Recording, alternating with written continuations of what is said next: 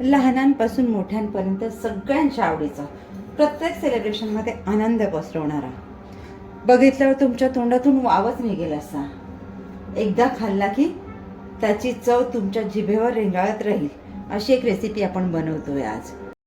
Video शेवटपर्यंत नक्की बघा. आलंच असेल ना तुमच्या लक्षात आपण आज काय बनवतोय ते.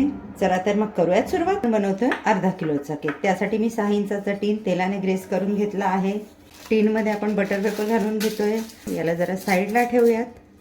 ओव्हनचा वापर न करता आपण केक बनवतोय, त्यासाठी आपण भांडं प्रीहीट करून घेतोय. त्यामध्ये जाळी ठेवून घेतली, झाकण ठेवून घेऊया. 8 ते 10 मिनिटं आपल्याला भांडं प्रीहीट करून घ्यायचं. हे साहित्य घेणार आहोत ते आपल्याला रूम टेम्परेचरचंच घ्यायचं आहे. फ्रीजमधून काढून तुम्ही डिरेक्टली घेतलं तर आपला केक फ्लफी आणि स्पॉन्जी होणार नाही. आता मी इथे घेतला आहे होममेड केक प्रीमिक्स. माझा 250 ml चा कप आहे. यामधून मी 2 चमचे प्रीमिक्स काढून घेतलेलं आहे. वजनी प्रमाण म्हणा तर 180 ते 90 ग्रॅम मी घेतलेलं आहे. आता यामध्ये ॲड करते मी 1 चमचा काजू आणि बदामाची पावडर. आता तुमच्या लक्षात आलंच असेल आपण कुठल्या फ्लेवरचा केक बनवतोय. ते बनवतोय रसमलाई फ्लेवरचा केक. आता ज्या कपने मी 1 कप प्रीमिक्स घेतलंय त्याच कपने मी अर्धा कप रूम टेम्परेचरचं दूध घेतलेलं आहे. ते मी यामध्ये घालून घेते, पण आपल्याला सगळं नाही घालायचं, अर्ध घालायचं आहे.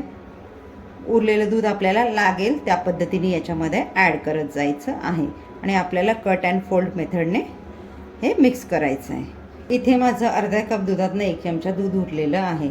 आता यामध्ये आपण घालून घेतोय रसमलाई इसेन्स 5 ते 6 ड्रॉप येलो फूड कलर, तोही 1 किंवा 2 ड्रॉप. छान मिक्स करून घेऊया. ॲड करते मी 1 टेबलस्पून तेल, खाण्याचं तेल, वासविरहित तेल, ज्याला डार्क स्मेल नसेल ना असं तेल आपण यामध्ये वापरतोय. तुम्हाला जर वेगवेगळ्या फ्लेवरचे केक आणि प्रीमिक्स बघायचे असतील, आसनाच किचनच्या व्हिडिओजला लाईक करा, चॅनलला सबस्क्राईब करा, व्हिडिओ फ्रेंड सर्कलमध्ये शेअर करा. तुमचं एक लाईक आणि सबस्क्राईब आम्हाला नवनवीन रेसिपीज घेऊन येण्यासाठी प्रेरणा देत असतं. तुमच्या या सहकार्यामुळेच आमचा प्रवास इथपर्यंत येऊन पोहोचलेला आहे. त्याबद्दल आपणा सर्वांचे मनपूर्वक आभार. बॅटर छान रेबिन कन्सिस्टन्सीचं तयार झालेलं आहे.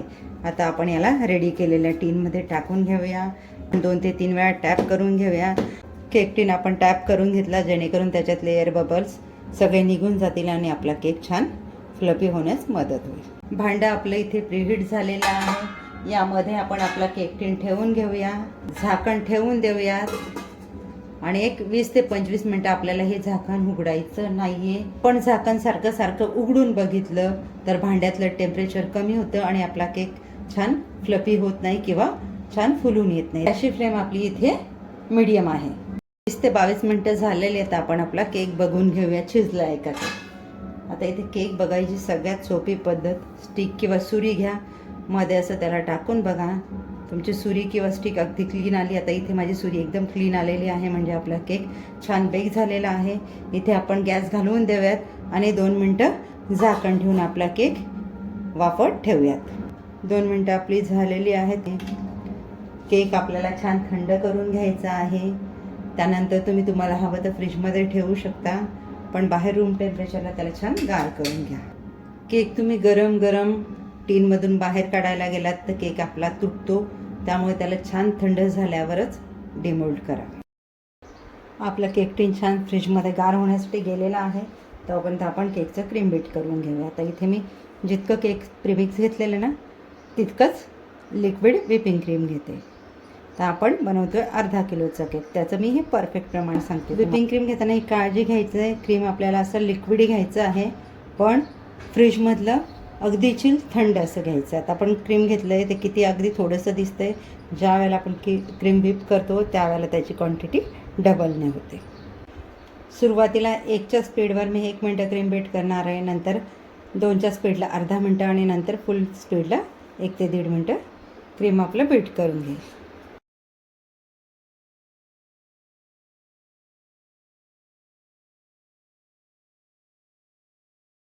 क्रीमला बघा आपल्या लेयर्स आलेले आहेत, तुम्हाला दिसत असेल. या पद्धतीने लेयर्स आल्या म्हणजे आपली क्रीम परफेक्ट बीट झाली आहे हे लक्षात येतं. आपण ज्या भांड्यामध्ये क्रीम बीट केलेलं आहे ते भांड्या सरळ उलटं करून बघायचं, वरून टॅप करायचं आपली क्रीम जरा देखील जागची हल्ली नाही किंवा खाली आली नाही. त्यासाठी लागणारं शुगर सिरप बनवून घेतलं. त्यासाठी मी घेतलं आहे 4 चमचे दूध, थंड दूध. त्यामध्ये 1 चमचा साखर घातली आणि 2 चमचा रसमलाईचं क्रश घातलं आहे. आपलं रसमलाईचं दूध मी रेडी करून घेतलं आहे केक सोकिंगसाठी. फ्रीजमधून काढून घेतला, छान गार झालेला आहे. त्याला आता आपण डिमोल्ड करून घेऊया. अगोदर त्याच्या सर्व बाजूनी कडा मोकळ्या करून घेते. या पद्धतीने उलटा करून हलका टॅप करून घेते. आपला केक छान डिमोल्ड झाला आहे. भांड्याला जरा देखील चिकटलेला नाही. बटर पेपर काढून घेऊयात. केक आपण सुलट करून घेऊयात. अगोदर आपण हा वरचा थोडा डोम शेप झालेला कट करून घेऊया, म्हणजे आपल्या केकच्या 3 लेअर आपल्याला एकसारख्या कट करता येतील.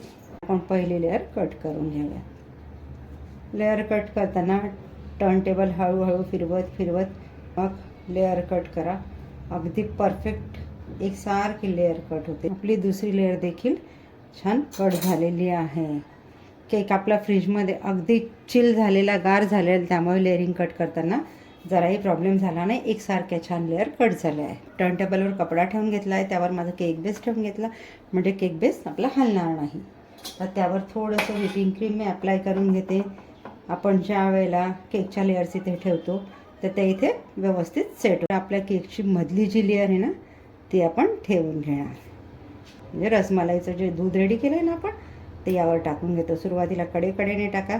केकच्या कडा थोड्या कडक असतात, त्यामुळे कडेकडेने आधी शुगर सिरप घाला.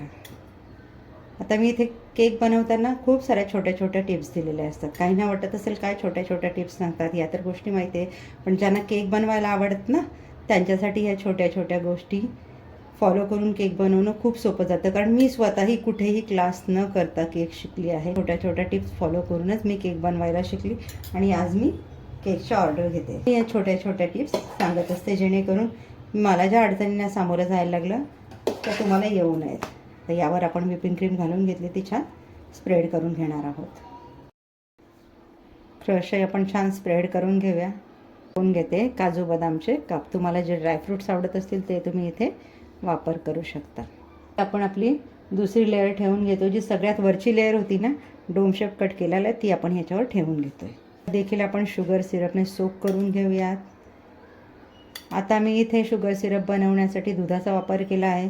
तुम्ही पाण्यामध्ये साखर डायल्यूट करून देखील शुगर सिरप वापरू शकता. यावर आपण आपलं व्हिपिंग क्रीम एकसारखं पसरवून घेऊया. यावर घातलं 1 चमचा रसमलाई क्रश. छान स्प्रेड करून घेऊया आणि यावर आता घालून घेऊयात ड्रायफ्रूट्स.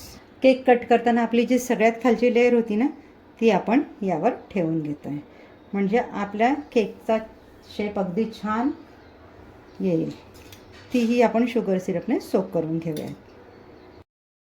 इथे आपल्या 3ही लेअर ठेवून झालेल्या आहेत. आता आपण आपला केक क्रम कोट करून घेतो. क्रम कोट करण्याचा फायदा हा की आपण ज्या वेळेला फायनल फिनिशिंग करतो ना केकची त्यावेळेला हे जे क्रम्स दिसतात ना वरती हे आपल्या फायनल फिनिशिंगमध्ये येत नाही. त्यामुळे केक छान क्रम कोट करून घ्यायचा. वेळ असेल तर 2 ते 3 तास फ्रीजमध्ये ठेवला तरी देखील चालेल. तुमच्याकडे वेळ नसेल, घाई असेल तर एक 15 ते 20 मिनटं तुम्ही फ्रीजरला ठेवलात तरी देखील चालेल. केक क्रम कोट करणं म्हणजे काय, आपल्या व्हिपिंग क्रीमचा एक बारीक लेअर आपल्याला केकवर लावून घ्यायचा आहे. आपला क्रम कोट करून झालेला आहे. याला गार होण्यासाठी मी अर्धा तास फ्रीजमध्ये ठेवून देते. केक आपला छान थंड झालेला आहे. आता आपण करून घेतोय याचं फायनल डेकोरेशन.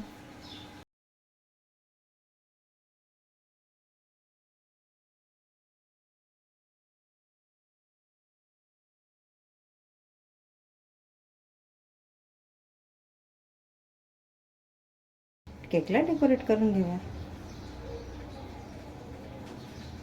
पिंक कलरची क्रीम करून तुम्ही केक आयसिंग करण्यापेक्षा या पद्धतीने देखील तुम्ही केकवर कलर अप्लाय करू शकता.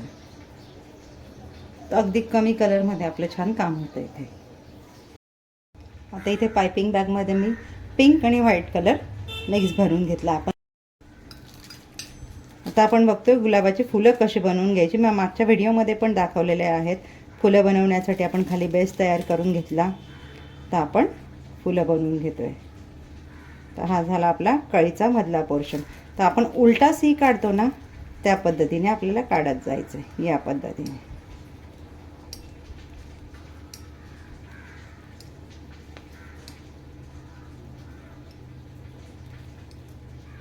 बघा मी जवळून पण दाखवते. या पद्धतीने आपल्याला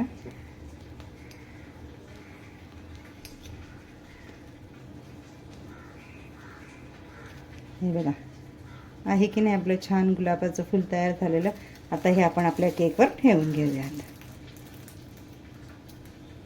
त्यासाठी मी कात्री घेतली आहे.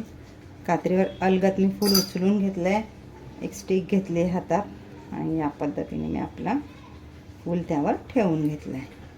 हे बघा वाटतंय की नाही रिअल रोझेट. मी आणखी एक तुम्हाला करून दाखवते कसं केलं आहे ते.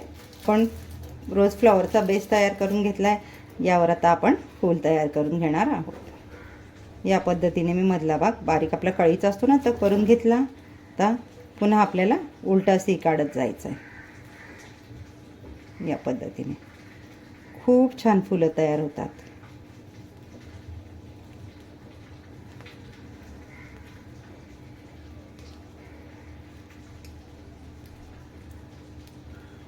आहेत की नाही आपली अगदी मार्केटमधून आणलेल्या फ्रेश फ्लॉवरसारखे फ्लॉवर्स तयार झालं आहे आपलं रोज फ्लॉवर. तर आपण त्याला इथे ठेवून घेऊयात याच्या बाजूला.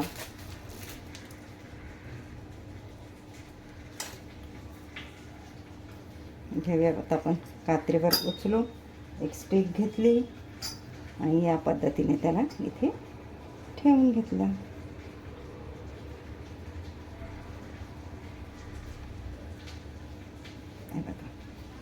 किती छान आपले गुलाबाचे फ्लावर्स तयार झालेत. या पद्धतीने आपले सर्व रोजेट्स ठेवून झालेले आहेत. मी खाली डिझाईनसाठी मोदक नोझल घेतलं आहे. मोदक नोझलने मी ते खाली डिझाईन करून घेते. या पद्धतीने मी मोदक नोझलने डिझाईन करून घेतलेली आहे. माझ्याकडे हे गोल्डन कलरचे केक टॉपर्स आहेत. त्यांचा मी इथे वापर करते आहे. केकवर आपण केक टॉपर्सचा वापर केला ना आपल्या केकचा लुक आणखी छान उठून दिसतो. तयार आहे आपला एकदा खाल्ला की पुन्हा पुन्हा खावासा वाटणारा रसमलाई फ्लेवरचा केक. भेटूयात पुढच्या व्हिडिओमध्ये एक नवीन रेसिपीसह. थँक्यू.